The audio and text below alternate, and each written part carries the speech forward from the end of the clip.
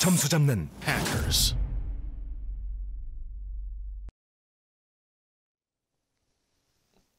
안녕하세요. 해커스 조성재입니다. 자, 이번 강의는 토익 IC 최신 경향 분석. 주제는요, 제가 부사로 잡았습니다. 영어 8품사 중에서 부사가 차지하는 비중이 상당합니다. 평균 매회 시험에서 4문제 정도가 꾸준히 출제가 되고 있고, 자, 그 때문에 우리는 반드시 제대로 대비를 하고 시험장 갈 수 있어야 됩니다. 자, 요번에 제가 세분화해서 유형별로 조금 구분을 했거든요. 잘 보시고 완벽하게 실력 향상 도모하시기 바랍니다. 시작할게요. 일단 기본적으로 부사의 역할을 잠깐 살펴보겠습니다. 부사는 영어로 우리가 adverb라고 하는데요. 동사의 뜻을 추가한다라는 개념이에요. 그래서 가장 기본적인 기능은요, 동사 수식입니다. 근데 사실상 그 기능은 동사 수식에 국한되지 않고요. 굉장히 다양한 쓰임새를 보여주고 있는데, 영어 8품사 중에서 명사를 제외하고 사실상 나머지 품사들을 부사가 다 수식할 수 있습니다. 자, 그만큼 쓰임새가 다양하죠. 자, 그래서 시험에 자주 출제가 되는 거죠. 그래서 기본적으로 뭐 형용사, 부사, 동사, 그리고 동사에서 파생된 준동사. 준동사는요, 투부정사, 동명사, 분사를 말합니다. 당연히 동사에서 파생됐으니까 부사가 수식할 수 있겠죠. 자, 그리고 이런 단어, 개별적인 단어 말고 구나 절 혹은 문장 전체를 수식하는 것도 가능합니다. 굉장히 쓰임새가 다양하죠. 사실 영어의 품사들은요, 문장 속에 들어갔을 때 위치가 굉장히 조금 엄격하죠. 정해져 있어요. 왜냐하면 영어는 어순이 중요하기 때문에. 근데 이 부사만큼은 워낙에 수식하는 것들이 다양하니까 문장 속에서 위치가 되게 다양합니다. 자, 그래서 우리가 제대로 준비하지 않으면 시험장에서 막상 마주했을 때 혼란을 느끼는 경우가 많죠. 그래서 꼼꼼하게 학습을 하셔야 됩니다. 부사의 형태는 기본적으로 이렇게 ly로 끝나죠. 그래서 이제 흔히 우리가 ly로 끝나는 것들을 부사하고는 하지만, 그래서 쉽게 구분 가능하지만 ly로 끝나지 않는 부사들도 있기 때문에 우리가 반드시 사전에서 확인을 하는 것이 중요합니다. 자, 그렇지 않으면 겉모습만 보고 또 착각해서 잘못된 판단을 할 수 있으니까요. 자, 이렇게 해서 우리가 개요를 살짝 살펴봤고요. 조금 더 이제 구체적으로 한번 살펴보겠습니다. 부사의 역할 첫 번째, 가장 기본이 뭐죠? 동사 수식. 부사 이름이 뭐라고요? 영어로 adverb, 동사의 뜻을 추가한다. 그래서 가장 기본적인 기능은 동사 수식이고요. 여기 예문 제가 4개를 제시했습니다. 문장 보시면요, 앞에 Mr. 넬슨 주어 나오고요. 그 다음에 동사가 declined가 동사인데요. 그 동사에 꾸며주는 것이 바로 뭐죠? 부사 politely. 거절했는데 어떻게 거절했다? 정중하게 거절했다. 뭘 거절했죠? job offer. 사실 나한테 job offer가 왔다는 것은 좋은 거잖아요. 근데 이제 상대방의 호의를 갖다가 거절할 때는 어떻게 하는 게 좋아요? 정중하게 거절하는 게 좋겠죠? 사실 거절이 어려운 거잖아요. 그래서 이제 동사를 꾸미는 것이 가장 기본이다. 근데 사실 보세요. 여기는 지금 동사 바로 앞에 있었죠? 근데 두 번째 예문 보시면요, 동사가 있는데 부사는 문장 끝에 있습니다. 자, 이렇게 문장 끝에 써도요, 부사가 하는 기능이 뭐예요? 바로 동사 수식이기 때문에 우리가 문맥 파악하는 것에 어려움이 없습니다. 그래서 계산을 하는데 어떻게 한다? precisely, 정확하게 한다. 이렇게요. 위치가 자유롭죠. 그렇죠? 근데 사실 지금 제가 봐요. 여기 뭐 넬슨 이거 명사, 그 다음에 job offer 명사죠. 영어는요, 이 똑같은 명사도요, 동사 앞에 있으면 주어라고 하고요, 동사 뒤에 있으면 이렇게 타동사 뒤에 명사는 목적어죠. 이렇게 해서 이제 우리가 명사 같은 것은 자리가 이렇게 정해져 있어요. 그리고 그 자리가 뭐냐에 따라서 달라지잖아요. 근데 이제 부사 같은 경우는요, 동사 앞에 쓰기도 했다가 동사 뒤에 쓰기도 했다가, 어때요? 좀 더 자유롭죠. 그래서 어순이 엄격한 영어라는 언어에서 부사만큼은 위치가 자유로운 편이다. 특이성이 있는 거죠. 자, 우리 영어 동사는요, 동사 뒤에 목적어가 존재하는 타동사도 있고요. 3번과 4번에서 쓰인 것처럼 자동사도 있습니다. 토익 시험에 빈출하는 대표적인 자동사 consist하고 invest.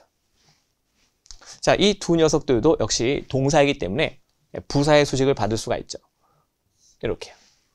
자, 지금은 가장 초반이기 때문에 끝에가 전부 다 ly로 끝나는 이런 부사들을 제가 소개하고 있는 거예요. 그리고 이제 우리가 추가 포인트로 얘기하면요, 이렇게 자동사는 뒤에 곧바로 목적어가 못 오잖아요. 그래서 이렇게 전치사가 뒤따르게 되는데요. 각각의 자동사마다 결합한 전치사 다르니까 그것도 같이 챙기셨으면 합니다.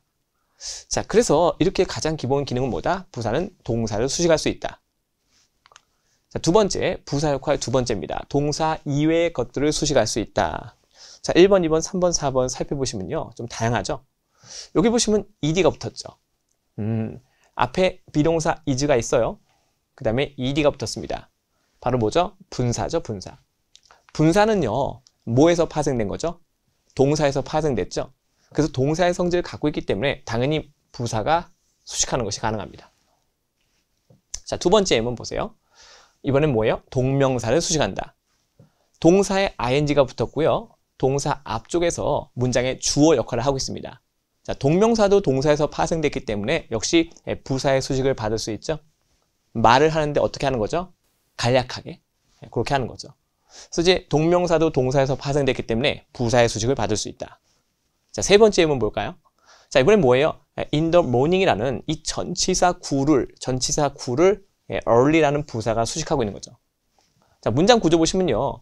벨라 주어 나오고요. takes 동사 타동사예요. 뒤에 샤워가 목적어. 완벽한 구조죠. 그러니까 여기서 우리가 마침표 찍어도요. 이미 완전한 구조입니다. 그래서 그 뒤에 뭐가 붙었죠? early in the morning. 자, 전체가 다 수식어인데요. 여기 있는 이 부사가 수식하는 것은 바로 in the morning. 아침은 아침인데 어떤 아침이죠? 네, 아침 일찍인 거죠. 자, 그래서 이렇게 구를 수식하는 것도 가능해요. 네 번째는 어떨까요? 네 번째는 절을 수식한다. after가 부사절 접속사죠. 뒤에는 주어 동사가 쫓아오고 있고요. 팀이 주어, 그 다음에 got, 삼형식 동사, 타동사죠. 뒤에 a job이 목적어입니다. 문장은 이미 여기서 완벽한 상태고요. 그 뒤는 전체 문장에서 전부 다 수식어 역할을 하고 있죠. 그래서 immediately 역시 ly로 끝나는 부사였고요. 자, after 이 하자마자 즉시라는 그런 문맥을 형성합니다. 근데 이것도 사실 시험에 잘 나오죠. 뭐뭐 하자마자, 뭐뭐 한 이후로 즉시, immediately after. 그래서 이것도 패턴 문제로 많이 나오는 건데요. 그래서 제가 일부러 예문을 이렇게 제시하고 있는 거예요. 그래서 팀은 일자리를 얻었어요. 자, 뭐 하자마자, 고등학교를 졸업하자마자 이렇게요. 그래서 여기 있는 뒤에 부사절 전체를, 절 전체를 우리가 immediately라는 부사가 수식할 수 있다. 어때요? 굉장히 기능이 다양하죠? 자, 그래서 이 다양한 기능 때문에 시험에 자주 출제가 되고 있는 거죠. 자, 이렇게 해서 우리가 개괄적인 것을 살펴봤고요. 이제는 유형별로 한번 꼼꼼하게 살펴보겠습니다. 첫 번째 기출 유형. 숫자 표현과 어울리는 부사. 자, 여기 보시면 특히나 요 about이나 around 어떻습니까? about과 around는요, 사실 부사만 되는 거 아니죠? 전치사도 가능하죠. 겉모습은 똑같은데 기능이 다양한 이런 어휘들을 우리가 조금 더 신중하게 살펴볼 필요가 있고요. 이런 녀석들은 끝에가 ly로 끝나니까 겉모습만 봐도 부사인 것을 쉽게 인지할 수 있잖아요. 그래서 아무래도 출제자 입장에서는요, 겉모습은 똑같은데 기능이 다양한 거, 이런 것들을 잘 활용해서 문제 내는 것이 좀 더 유리하겠죠. 그래서 우리가 겉모습만 가지고는 판단이 어려울 수 있으니까 영영사전을 활용하는 것이 중요합니다. 예문 두 가지 있는데 한번 볼까요? The meeting will last. 자, 회의가 지속될 겁니다. 대략 2시간 동안 이렇게. 그래서 여기 to라는 숫자 표현 보이시죠? 자, 그 앞에 뭘 썼죠? approximately. 이렇게요. 자, 두 번째 예문 볼까요? Brian has worked here. 여기서 근무를 해오고 있는데요. 자, 거의 10년 동안. 그 숫자 표현은 10이라는 10이죠. 자, 요 앞에 nearly라는 부사가 붙어서 꾸며주고 있죠. 그래서 요때 일종의 이제 요 10이라는 숫자가 이 부사의 수식을 받는 어떤 형용사 정도라고 이해하셔도 괜찮아요. 자, 이렇게 해서 우리가 숫자 표현 앞에 쓸 수 있는 부사를 한번 살펴봤습니다. 자, 반복해서 출제가 되고 있기 때문에 지금 제가 여기 나열한 5개 정도는 꼭 숙지를 하시기 바랍니다. 자, 예상 문제는 제가 이렇게 한번 만들어 봤어요. 보통 이제 실제 시험은 보기가 4개지만 이거는 우리가 간략하게 보는 거니까 보기 2개만 제가 제시합니다. 자, 빈칸 뒤에 숫자 표현 보이시죠? 뭘 선택하셔야 돼요? 네, around 선택하시면 돼요. 그러니까 우리가 오히려 이렇게 ly로 끝나니까 이것이 답이 아닐까라고 착각할 수 있겠죠? 그 왠지 우리말로 해석하면 될 것 같기도 하고 그런 거 조심하셔야 돼요. 그런 걸. 자, 그렇지 않으면 잘못해서 해석해서 한국말로 해석하니까 괜찮은데 이런 생각을 할 수 있고 착각해서 오답 선택할 수 있죠. 자, 예문 보시면요. The new office 주어죠. 자, new office는 is around 5 miles from the city center. 시 중심이니까 도심이죠, 도심. 자, 도심에서 대략 5마일 정도 떨어져 있습니다. 네, 그런 뜻이에요. 그래서 우리가 숫자 표현 앞에 뭘 쓴다? 네, around라는 부사를 쓸 수 있다는 거죠. 그러니까 우리가 around를 전치사로만 알고 있으면 안 되는 거예요. 괜찮죠? 자, 그래서 이제 사실 mostly 같은 경우는요, 어떤 우리가 이제 구성원들이 있는데요. 그 가운데 대다수가 누구다라고 할 때, 그럴 때 많이 쓰죠. 그래서 이제 우리가 큰 어떤 집단이 있는데, 자, 거기서 대다수가 누구다라고 할 때 쓰는 표현이 보통 mostly가 됩니다. 주어진 문장 문맥과는 관계가 없어요. 자, 이번엔 기출유형 2입니다. 원급, 비교급, 최상급, 강조부사. 제가 그래서 1번, 2번, 3번 이렇게 분류를 해놨습니다. 자, 이런 것들도 우리가 어때요? 숙지를 하지 않으면 시험장 가서 오락가락 할 수 있거든요. 그래서 이제 각각의 예문 하나씩 제가 또 마련을 했고요. 원급 강조부사에 보시면요. 여기 nearly하고 또 almost가 또 있네요. 그러니까 왜냐면 이제 어휘 하나가 딱 한 가지 기능만 있는 것이 아니니까.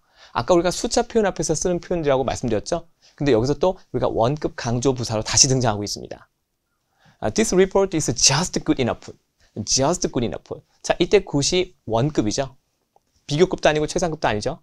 그래서 이렇게 원급 형용사 수식할 때 just라는 부사가 쓰일 수 있다는 거죠.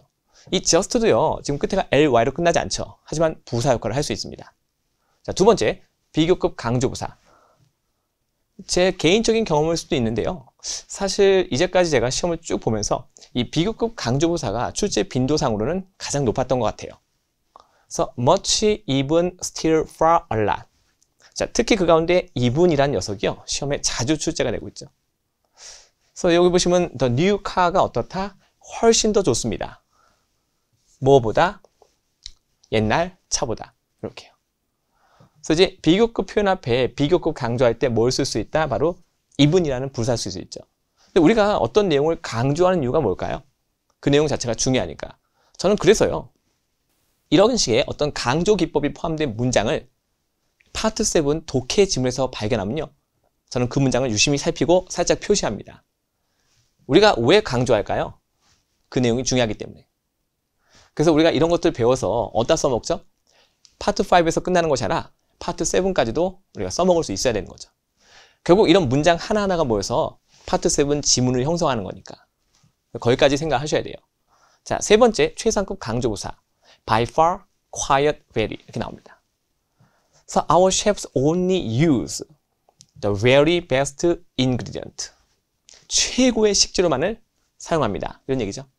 자, 여기는 이 only도 부사죠. 이것도 부사고요. 뒤에는 동사 꾸밉니다. 그리고 잘 보세요. 우리가 원급을 강조할 때도 뭐가 있다? very를 쓸 수 있다. 그래서 우리가 very good 이라는 표현 쓰죠. 근데 최상급 강조부사에 또 very가 등장하죠. 선생님, 이렇게 중복되는 건 어떻게 하죠? 잘 보세요.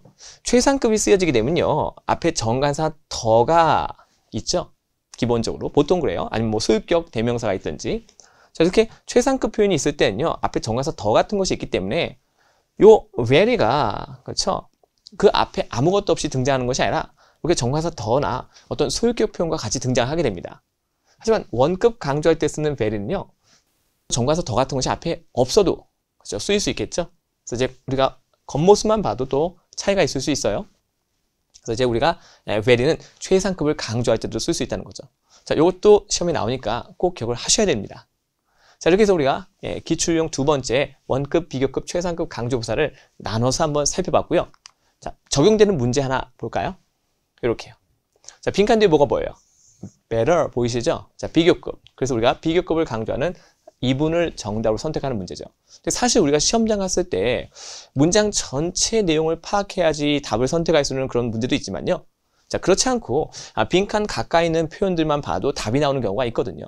근데 이제 그런 문제들을 내가 구분해서 적절하게 대처하려면요, 평소에 우리가 이렇게 유형별로 정리를 잘 해둘 필요가 있습니다. 그래야지 시간을 아낄 수 있겠죠. 세 번째 기출 유형, 양보의 문맥에서 어울리는 still. 자, 이 still도요, 굉장히 시험에 자주 등장하는 편이에요. 제가 여기서 양보라고 했는데 우리 학생들이 흔하게 알고 있는 양보를 생각하시면 돼요. 영어로는 우리가 concessive라고 하거든요.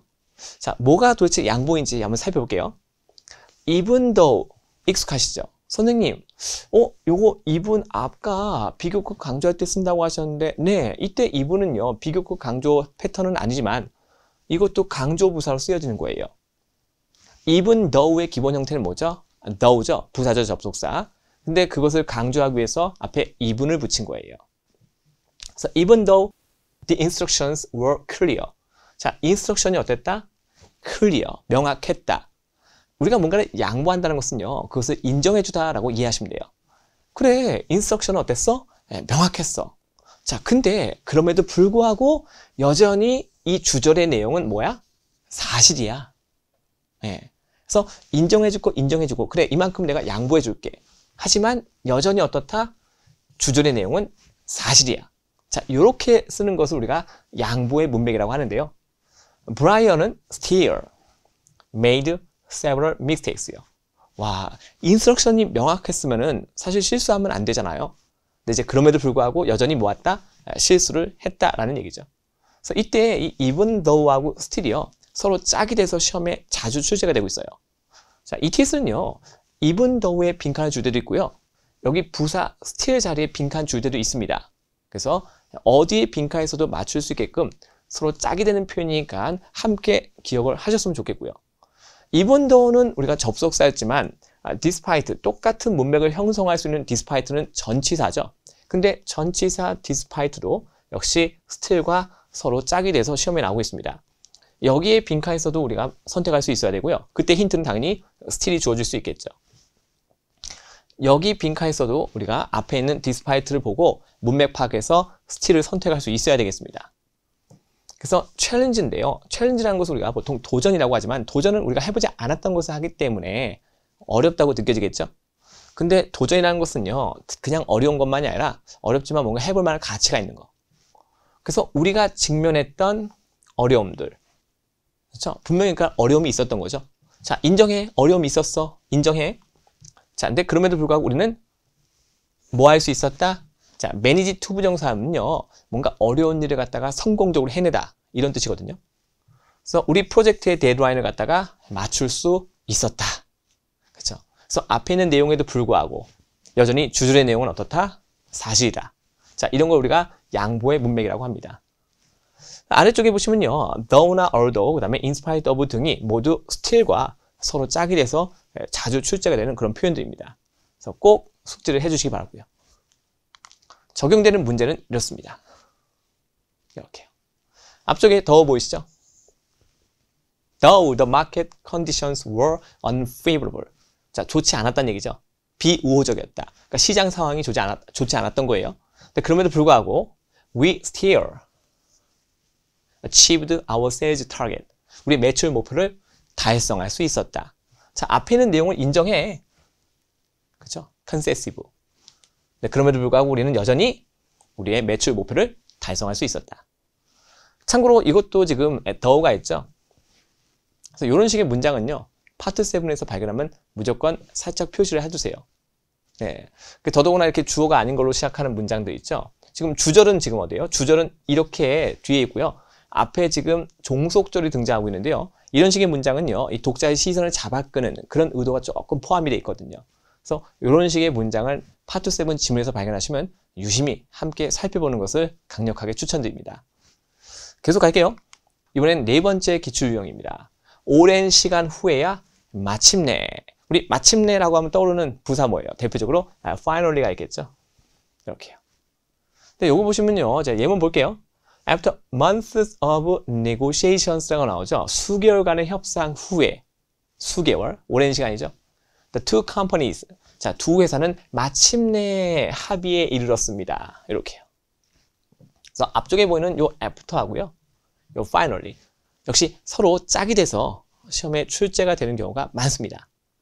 after는 지금 보세요. 우리가 뭐뭐 후에 하면 떠오르는 가장 대표적인 건데요. 여기에 우리 학생들이 익숙해져 있으니까 요새는 after 대신에 following이라는 녀석이 또 등장하고 있죠. ing 형태 전치사인데요. after하고 똑같습니다. 그래서 많은 논의 후에, 우리가 많은 논의를 했으니까 역시 시간이 좀 지났겠죠. Both parties, 자, 양측은 마침내 합의에 이르렀습니다. 많은 논의, 즉 많은 시간이 지난 후에야 마침내라고 해서 이렇게 패턴으로 등장하니까 이 두 가지 포인트 다 기억을 했으면 좋겠고요. 적용되는 문제 한번 볼까요? 이렇게요. After many years of hard work and dedication이라고 나오죠. 그래서 여러 해 동안에 아주 우리가 열심히 일한, 그 다음에 헌신. 그래서 우리가 열심히 일도 하고 또 헌신도 했고. 자, 이런 것도 있은 후에 벨라는 마침내 달성했다.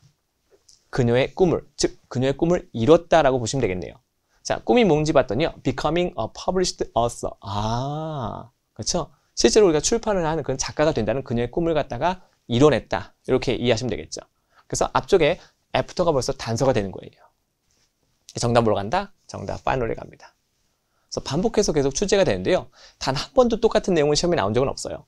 왜냐하면 토익 시험은 어떤 특정 분야의 지식을 물어보는 시험이 아니기 때문에 한 번도 똑같은 내용의 문장은 출제가 된 적이 없습니다. 하지만 여기 있는 애프터하고 파이널리가 같은 문맥 안에서 함께 쓰여진다는 이런 어법상의 변화는 없거든요. 토익은 누가 풀어도 정답이 똑같아야 되죠. 자, 그렇기 때문에 기준점이 존재해요. 그러니까 내가 임의로 내 마음에 든다고 해서 답이 되는 그런 문제는 없습니다. 시험장 갔을 때 누가 풀어도 답이 똑같아야 되거든요. 그래서 우리가 이런 어법은요, 변함없이 늘 같이 적용이 되니까 우리가 이렇게 원리원칙 중심으로 학습하는 것이 훨씬 좋아요. 자, 다음에는 기출형 5번째 부사 once입니다. 제가 미리 말씀드릴게요. 혹시 잊을지 모르니까. once 같은 경우는요, 시간조건 부사절 접속사로도 출제가 되고 있는데요. 자, 이번에 우리가 다룬 주제는 뭐예요? 바로 부사죠. 그래서 once가 부사일 때는요, 한 번, 횟수를 말하는 거죠. 자, 혹은 과거 한때. 이 두 가지 포인트가 있어요. 하나씩 살펴볼게요. 첫 번째, 보시죠. The team rotates the leadership role once every 7 weeks라고 나오죠. 자, 매 7주마다 한 번씩. 자, 리더의 역할을 갖다가 rotate. 그렇죠? 한 사람이 맡는 것이 아니라 이렇게 돌아가면서 맡게끔 한다라는 그런 문맥이에요. 그래서 once every 7 weeks. 매 7주마다 한 번씩. 이렇게요. 그 다음에 두 번째 거 볼게요. 이번엔 과거의 한때. 이 두 번째 녀석이 조금 더, 그렇죠? 패턴에 가깝게 나오는데요. 보통 이렇게 역접의 문맥에서 자주 등장합니다. 근데 그럴 수밖에 없는 게요. 이거는 우리말하고 똑같아요. 자, 과거의 한때. 야, 내가 과거 한때는 어때요? 하지만 지금은 아니다라는 그런 의미겠죠? 그래서 우리가 이렇게 역접의 문맥에서 자주 등장합니다. Mahogany was once considered defective라고 나오죠. 자, 요거는 이제 우리가 나무 목재의 한 종류죠. 그래서 과거 시제, 한때 어땠다? 결함이 많은 것으로 여겨졌다. 하지만 지금은, 자, now도 부사입니다. now는 부사일 때 기본 기능이 뭐예요? 과거와 현재를 대비시키거나 컨트라스트, 현재와 미래를 대비시킬 때. 지금 보시면요, 과거와 현재가 대비가 되고 있죠. 여기 but도 있잖아요. 역접이죠. 자, 이때 우리가 의미를 조금 더 분명히 하기 위해서 now라는 부사를 또 쓴 거예요. Now it is considered valuable. 오, 지금은 어떻게 여겨지고 있다? 굉장히 가치가 있는 것으로 여겨지고 있다. 그래서 이렇게 역접의 문맥에서 이 once라는 부사가 이렇게 대비를 이루는 그런 내용을 전달할 때 쓰여집니다. 그래서 과거 한때는 어땠다? defective. 하지만 지금 현재는 어떻다? valuable. 자, 이렇게 해서 우리가 once가 부사일 때 두 가지 기출 포인트를 나눠서 한번 살펴봤습니다. 기출형 5번째 예상 문제 한번 보실까요? 이렇게요. 자, 빈칸 뒤에 뭐 나오죠? week요. 아, 그래서 뭘로? 이렇게 합니다. once a week. The team has a meeting. 자, 미팅을 갖는다는 얘기죠. once a week. 일주일에 한 번씩. 근데 우리가 일주일에 한 번씩이니까 어떤 습관적인 거, 반복적인 거, 이런 느낌이 좀 오시나요? 그래서 이렇게 현재 시하고도 우리가 자주 잘 어울리죠. 그렇게요. 자, 우리 학생들 착각해서 서치 고르시면 안 돼요. 자, 그래서 정답 뭘로? 정답 once입니다. 자, 제가 왜 착각하면 안 됐냐고 했냐면요. 우리가 막 서치, 혁명 이런 거 이제 만개하시는 분 있는데 이 주어진 문맥과는 관계가 없어요. 네, 함정보기입니다. 정답 뭐로 간다? 정답 once로 갑니다. 그래서 once a week, 일주일에 한 번 이렇게요. 자, 이번엔 6번째 기출유형, 굉장히 중요한 녀석이죠. have yet to 부정사 아니면 be yet to 부정사. 자, 시험에 출제가 더 자주 되는 것은요, 이 have 동사예요. 하지만 비동사도 같이 등장할 수 있다는 거죠. 자, 이때 이 표현은 왜 중요하냐? 겉모습을 볼 때는요, 부정적인 개념처럼 안 보이는데요. 이 두 가지 표현은 그 안에 never의 개념을 갖고 있죠. 부정적인 개념을 갖고 있어요. 자, 특히 어떤 문맥에서 쓰이냐면요. 뭔가 깜짝 놀랄 만한 거, 그리고 나쁜 얘기. 요런 거 할 때 우리가 보통 이런 표현이 쓰입니다. 그럼 같이 볼게요. 자, despite multiple attempts. 자, 여러 차례 시도에도 불구하고 크리스는 has yet to discover. 발견하지 못했다. 이렇게 가셔야 돼요. 겉모습 보면요. 부정적인 표현이 안 보이죠? 하지만 제가 어떻게 번역을 했죠? 크리스는 결코 발견하지 못했다. 그래서 뭘 발견하지 못했냐 봤더니요. 자, mysterious noise라고 나오고요. 그러니까 이제 우리가 알 수 없는 어떤 소음의 원인을 갖다가 발견하지 못했다. 이렇게 되는 거예요. 근데 사실 우리가 여러 차례 시도했으면 결과가 좋아야 되잖아요. 근데 어때요? 상황이 bad, 나쁘죠? 뭐 놀랍기도 하고요. 그때 우리가 뭘 쓴다? have yet to 부정사. 그 다음에 두 번째 한번 볼게요. 자, Ms. Nelson has submitted her application. 자, 신청서 제출했죠. 하지만 그녀는 아직도 답변을 받지 못하고 있다. 어때요? 상황이 나쁘고요. 놀랍기도 한 거예요. 근데 우리가 언제 보통 깜짝 놀라죠? 내가 예상한 것과 뭔가 반대되는 상황과 직면했을 때 우리가 깜짝 놀라죠? 그래서 요 have yet to 부정사나 be yet to 부정사는요. 이렇게 역접의 문맥에서도 자주 등장합니다. 왜냐면 우리가 언제 깜짝 놀란다? 우리가 예상한 것과 반대되는 상황과 직면했을 때. 그래서 역접의 문맥에서 자주 등장을 하고 있으니까 거기까지 같이 알고 있다면 우리가 알고 있다면 문제부터 적용할 수 있겠죠. 그래서 have yet to 부정사, be yet to 부정사 두 가지를 꼭 기억을 해주시고요. 자, 여기 한번 볼까 우리? 예상 문제입니다. 자, 앞쪽에 이제 in spite of 이것도 역접의 개념이죠.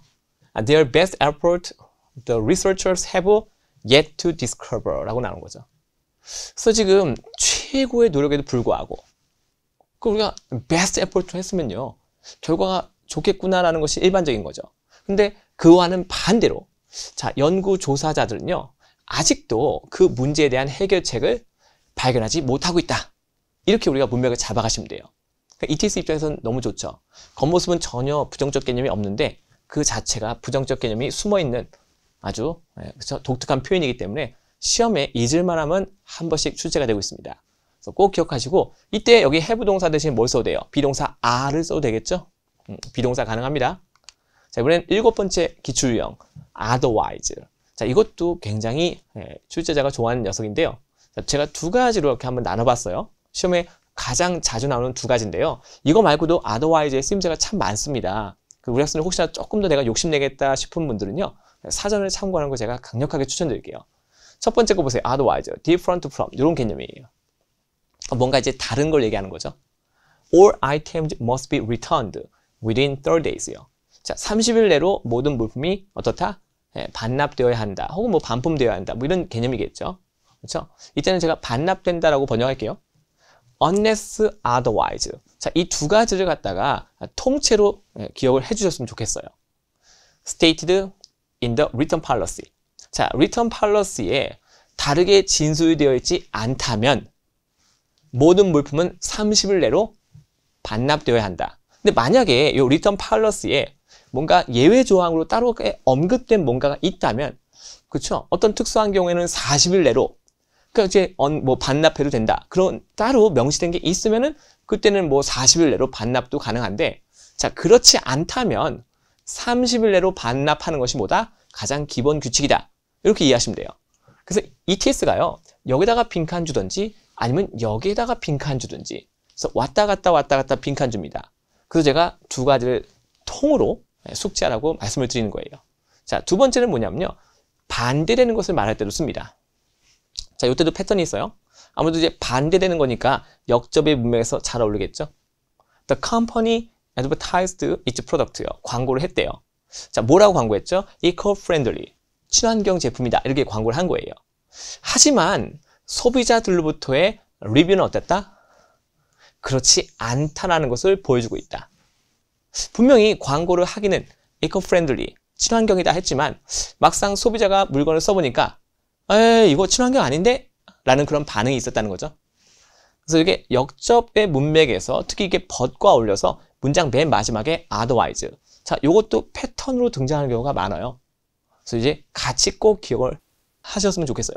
그러니까 우리가 이제 시험장 갔을 때 시험지에서 우리한테 요구하는 게 뭐죠? 어떤 특정한 영어 단어가 한국말로 무슨 뜻이냐를 물어보진 않죠. 주어진 문장에 빈칸이 존재하고요. 그 빈칸이 존재하는 그 문장 속에 어떤 어휘가 어울린지 우리가 그걸 판단할 수 있어야 돼요. 그래서 우리가 예문 중심의 학습을 하는 것이 그래서 중요한 거예요. 왜냐면 ETS가 우리한테 어떤 특정한 단어의 뜻이 한국말로 뭐냐를 묻는 그런 문제를 내지는 않거든요.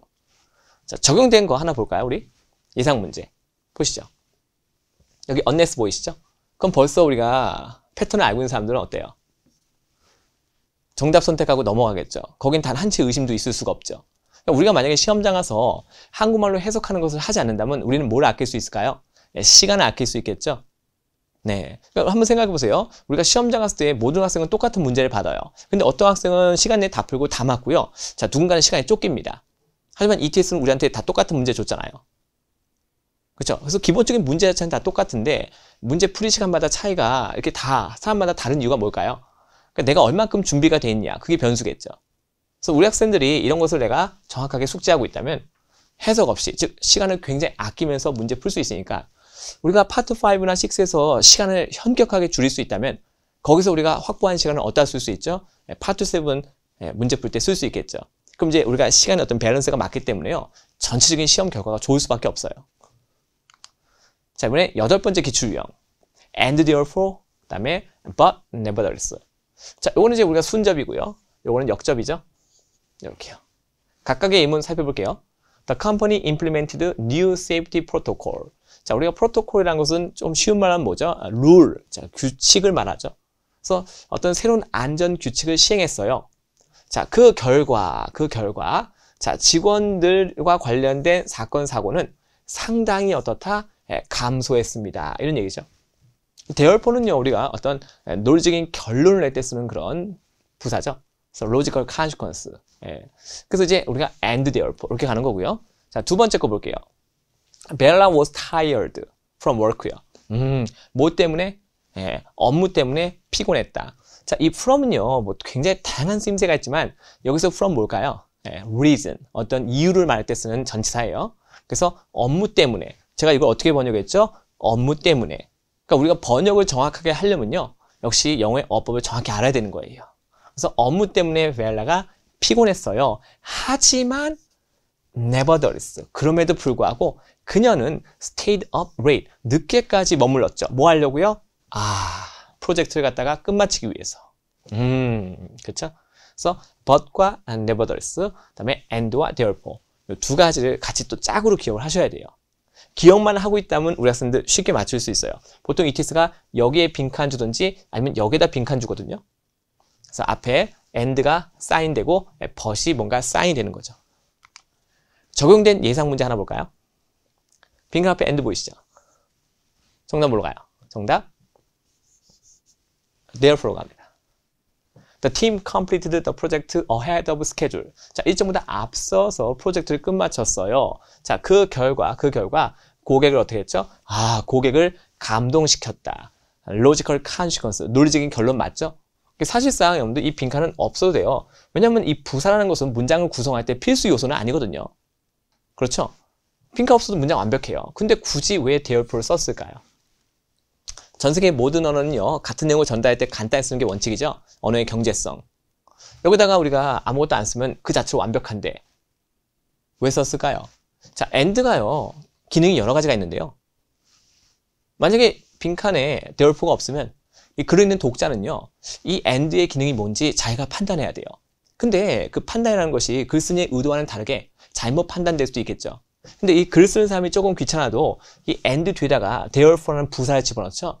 그럼 and의 여러 가지 기능 중에서 이 and는 어떤 기능일까요? 바로 논리적인 결론을 제시하는 기능으로 딱 정해지는 거죠. 그러니까 이제 헷갈릴 이유가 없게 되는 거예요. 그래서 경제성보다는 전달하는 내용을 좀 더 명확하게 전달하기 위해서 굳이 안 써도 되는 이 부사를 쓴 거죠. 그럼 우리가 주로 어떤 내용을 명확하게 전달하고 싶죠? 쓸데없는 내용일까요? 중요한 내용일까요? 중요한 내용이니까 명확하게 전달하는 거겠죠? 그래서 저는 역시 이런 식의 문장을 파트 7 지문에서 발견하면요, 유심히 살피고 살짝 표시합니다. 그래서 이제 이런 걸 우리가 배워서 어디다 써먹어라? 파트 5에서 배워서 파트 7에 적용할 수 있어야 되는 거죠. 자, 계속 갑니다. 9번째 기출 유형, seldom. 자, 이 seldom이라는 녀석은요, 우리가 부정어 도치, 도치라는 거 우리 학생들 조금 껄끄럽게 느낄 수 있는데요. 이 도치 구문에서 이 셀덤이 출제가 되는 빈도가 사실상 제일 높아요. 제가 세 가지 경우를 갖고 왔는데요. 자, 우리 도치의 규칙은 의문문의 규칙하고 똑같거든요.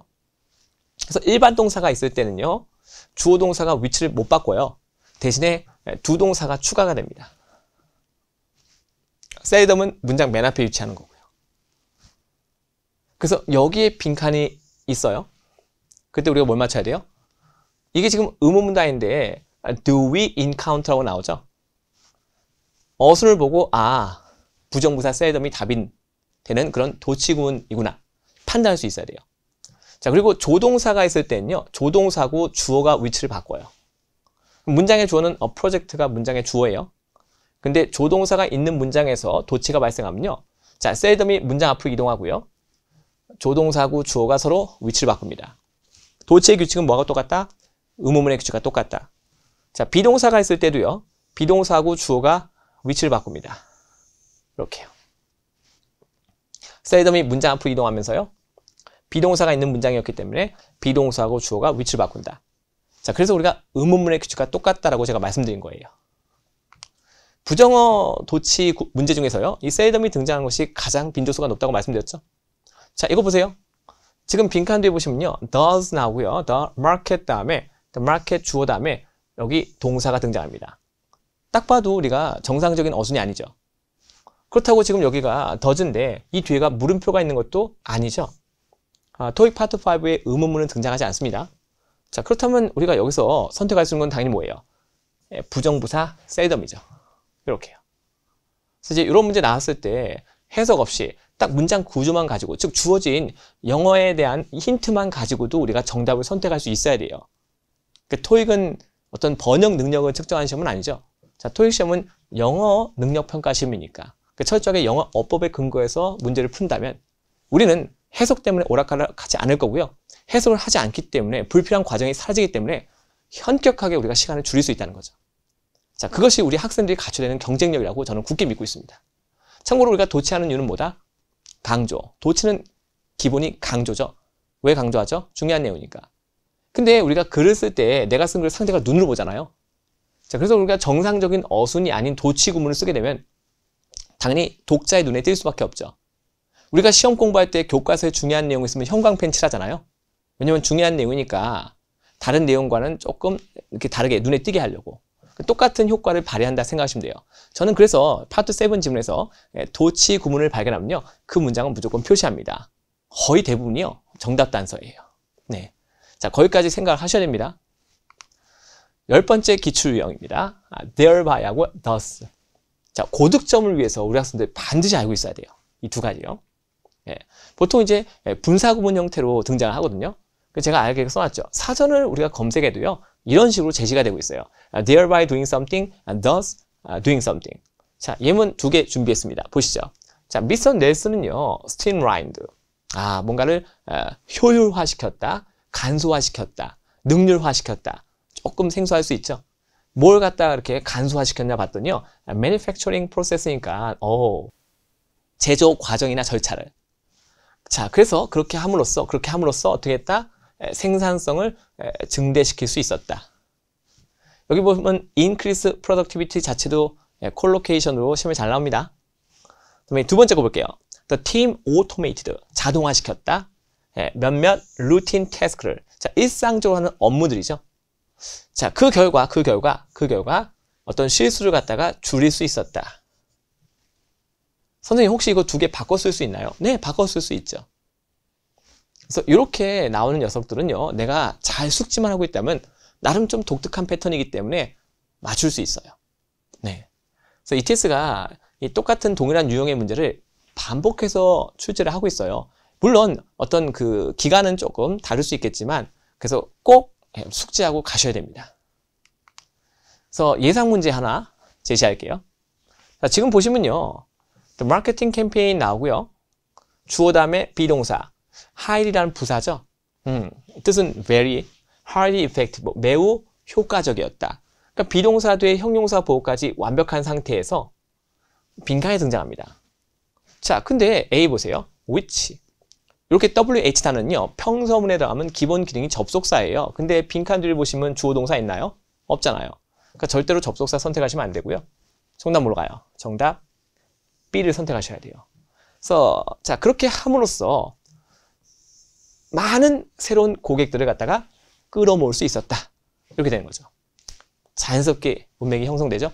그래서 정답 뭘로? 정답 이렇게 갑니다. 자, 이런 문제를 우리가 시험장 가서 그쵸? 막 고민하고 풀면 안 되는 거예요. 네. 이번에 11번째 접속 부사입니다. 자, 이 녀석은 제가 파트 6를 위해서 마련한 거예요. 이 접속 부사 문제는 굉장히 중요하죠. 우리 파트 6에서. 가장 대표적으로 자주 나오는 것도 제가 7가지 써놨는데요. 이거 말고도 많습니다. 학생들. 네. 우리 해커스에서 나오는 어떤 기본서들 보시면요. 아주 굉장히 또 잘 정리가 되어 있어요. 여기서 제가 다 소개할 수는 없으니까 대표적인 거 이렇게 한번 또 이렇게 나열을 좀 해봤습니다. 기본적으로 이런 건 좀 알고 가셔야 돼요. 접속 부사. 특히 접속 부사는요, 문장 맨 앞에서 답이 되는 거 파트 5에서는 출제가 안 되고요. 파트 6에서만 출제가 가능해요. 자, 그 이유는요. 접속 부사를 갖다가 내가 어떤 것이 적절한지 선택하려면 최소한 문장 2개는 있어야 돼요. 앞에 있는 문장과 뒤에 있는 문장 그 두 개의 관계를 따져서 뭐 역접일 때는 however, 뭐 순접일 때는 therefore, 결론일 때는 consequently 이렇게 가는 거거든요. 근데 파트 5는 기본적으로 문장이 한 개죠. 그 앞에 있는 내용이 뭔지 모르기 때문에 파트 5에서 이러한 접속 부사가 문장 맨 앞에서 답이 되는 문제는 출제가 불가능합니다. 그럼 제가 지금 한번 예문을 통해서 조금 더 보충 설명을 드릴게요. 파트 6에서 출제라고 제가 써놨죠. 지금 보시면요, 문장 하나, 문장 2개 보이시죠? 최소한 2개의 문장이 있어야 돼요. So the experiment yielded promising result요. 자, 그 실험은요, 뭔가 유망한 결과를 갖다가 산출했다. 하지만 추가로 분석을 했더니 뭘 드러냈다? 데이터에 있어서의 inconsistency니까 뭐예요? 불일치 혹은 모순. 그러니까 뭔가 모순점을 발견한 거예요. 그러니까 앞에는 뭔가 긍정적인 얘기였는데요. however 중심으로 뒤에는 뭐가 나오죠? 데이터상에 뭔가 모순점을 드러냈다. 뭔가 부정적인 얘기죠. 그래서 앞뒤 뭐예요? contrast. 그래서 여기다가 우리가 빈칸 주거든요. 그럼 이제 거기에 however가 적절한지 아닌지는 최소한 앞뒤 문장을 보고 판단할 수 있는 거니까 이러한 접속 부사가 문장 맨 앞에서 답이 되는 문제는 결국 파트 6에서만 출제가 가능한 거예요. 파트 6는 지문 형태니까. 하지만 파트 5는 문장이 한 개잖아요. 자, 두 번째 것도 볼까요, 우리? The client requested several changes to the project요. 자, 고객이 프로젝트에 대한 몇 가지 변경을 요청했다. 따라서 그 결과, 자, 데드라인이 어떻게 했다? had to be extended요. 연장될 수밖에 없었다. 왜냐면 이제 이 변화를 갖다가 우리가 요청했으니까 이걸 반영하려면 더 많은 시간이 필요했나 보죠. 그래서 그 결과 데드라인, 마감일이 연장되어야만 했다. 이렇게 되는 거죠. 어떤 논리적인 결론이죠. 근데 아까 우리가 앞서서 기억나세요? and therefore. 근데 그거는 이제 문장 중간에 있었잖아요. 그래서 ETS가 문장 중간에서 파트 5에서 and therefore 패턴으로 낼 수는 있지만 파트 6에서 낼 때는 이렇게 문장 맨 앞에서. 근데 이런 식의 출제는 파트 5는 안 됩니다. 왜냐면 파트 5는 주어진 문장이 딱 한 개밖에 없기 때문에. 그래서 적용된 예상 문제입니다. 자, 파트 6이기 때문에 제가 번호도 131로 이렇게 달아봤어요. 볼까요, 우리? Our company promote employee development. 자, 직원 개발을 장려하는 거죠. 그지? 직원의 능력치를 갖다가 이제 키워주는 거예요. 자, 뭘 통해서? regular training program. 그렇죠? 좋은 회사일수록 어때요? 직원의 이 발전을 위해서 정기적인 어떤 교육 프로그램 같은 것을 제공하잖아요. 그래서 이걸 장려한다. 그러니까 어떻게 보면 이제 이 회사가 직원들 위해서 어떤 좋은 혜택을 주고 있는지 거기에 대한 진술이죠. 근데 빈칸들 보니까 자, 우리는 제공합니다. comparative salary. 경쟁력 있는 급여. 즉, 자, 비슷한 회사, 다른 회사보다 좀 더 급여를 더 많이 준다. 이런 얘기죠. 뭐 하려고요? attract, 누굴요? top talent요. 그렇죠? 최고의 재능을 가진 그런 사람을 말하는 거죠. 그리고 retain. 그래서 이렇게 최고의 재능을 갖고 있는 그렇죠? 그런 인재들을 갖다가 끌어모으고 계속해서 보유하기 위해서 경쟁력 있는 급여도 제공한다. 그 이제 빈칸 중심으로 그 앞의 내용도 회사가 직원들 위해서 제공하는 일종의 혜택 같은 거고요. 자, 빈칸 뒤의 내용도 역시 이 회사가 직원들한테 어떻게 더 좋은 대우를 해주고 있는지. 앞뒤 내용은 뭐예요? 추가 진술이죠. 그래서 관련된 추가 진술이니까 그 사이에 뭘 집어넣는다? 우리가 moreover. 게다가 더욱이 이렇게 번역할 수 있겠죠. 그래서 앞에 언급된 거에 관련된 추가 진술할 때 우리가 뭘 쓴다? moreover 이렇게 쓰는 거죠. 자, 요거 말고 뭐가 있을까? 우리 뭐 in addition 이것도 가능하겠죠. 네. 자, however는 역접이잖아요. 근데 지금 빈칸 중심 앞뒤 내용이 역접은 아니었죠. 자, 그렇기 때문에 우리가 탈락입니다. 이렇게요. 그래서 이제 우리가 파트 6에서 최소한 문장 2개가 있을 때 그 2개의 문장의 관계를 따져서 적절한 접속 부사를 선택하는 문제가 출제가 되고 있다는 거. 그래서 거기에 대한 대비가 반드시 필요하다는 거. 꼭 명심하고 실천을 해주셨으면 좋겠습니다. 자, 이렇게 해서 우리가 11번째 기출유형까지 한번 꼼꼼하게 살펴봤습니다. 자, 아까도 말씀드렸지만 시험에 반복해서 출제가 되고 있기 때문에 우리 학생들 다 숙지하고 시험장 갈 수 있어야 돼요. 그럼 어때요? 시험장 가는 발걸음이 자신감으로 넘쳐나겠죠? 저는 그래서 우리 학생들이 최대한 빨리 우리 학생들이 원하는 목표를 꼭 이루셨으면 좋겠고요. 자, 더 나아가서 영어를 잘해서 우리 학생이 누릴 수 있는 거, 그 모든 거 다 누리시면서 멋지게 그렇게 행복하게 살아가셨으면 좋겠습니다. 자, 여기까지 조성재 해커스 조성재였습니다. 감사합니다. 토익은 해커스, 영어도 해커스, 고득점 메이커스, 만점을 받아 버렸어. 토익은 해커스, 영어도 해커스.